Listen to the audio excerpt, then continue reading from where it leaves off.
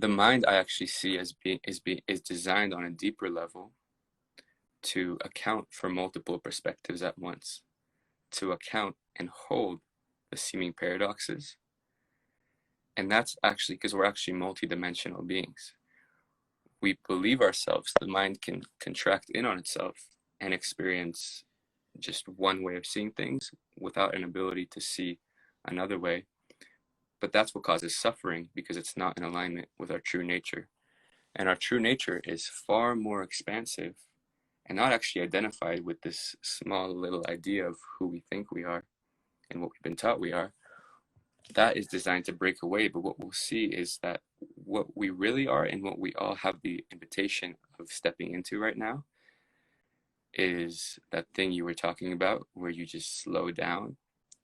into the not knowing and kind of release the grasp on it having to be one way or one thing, and see that it's all the things as one thing, continuously in flux. And no matter what you try to hold on to, life will just show you that you can't.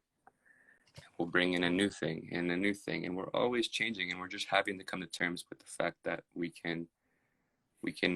get with the program of that change, and we can observe life and what's happening in the world and all the different narratives and all the different perspectives. We can observe them from a more neutral place, a more spacious place of admitting that perhaps we don't know, and perhaps no one knows,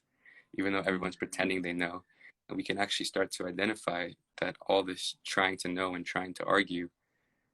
isn't actually doing anything constructive on the deeper level, where life is actually trying to bring us down from the mind and from the arguing and from this perspective or that perspective, because none of that will matter at the end of the day. And what life is bringing us back down to is, hey, we're all here together, and all of this mental stuff is getting in the way of us really coming to terms with and facing the deeper truth, which is not some mental imaginary conception, which we're unfortunately, some of us can see that most of us are living our lives mostly in an imagination or a projection of life.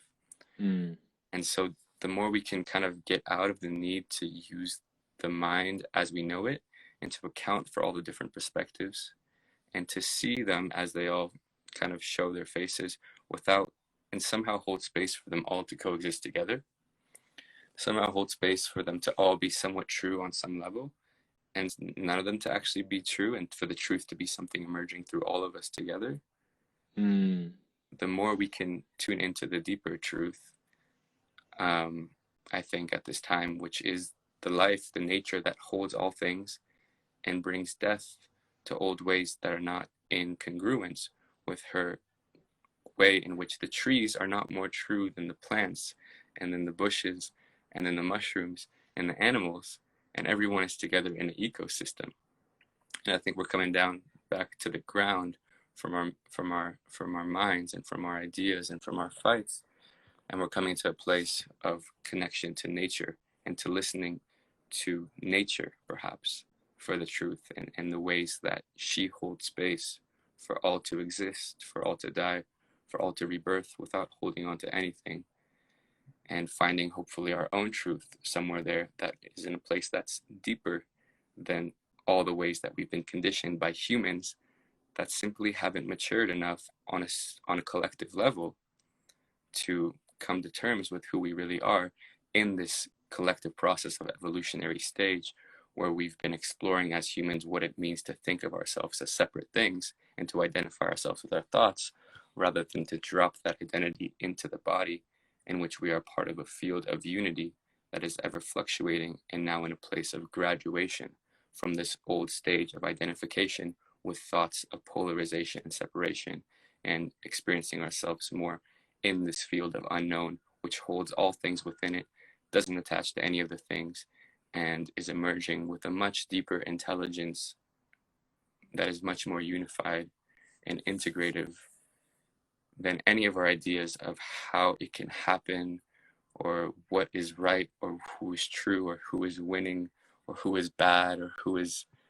none of that matters. And I think we're being humbled to face the fact that nature is much more powerful than that, and that we are part of this nature, and that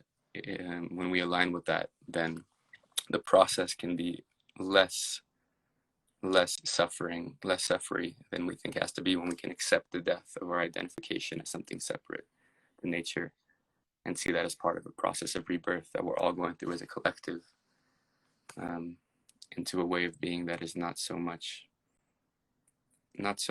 enticed or entertained by the mental shenanigans and fighting that we've been doing for so long, and sees that that only causes suffering to ourselves, and trusting in something deeper moving through all of us, even if it seems on the surface level like there's conflict between us. Just maybe there's something even deeper than that idea of conflict that we experience within us that is moving all of us together into a new way. Mm. Wow.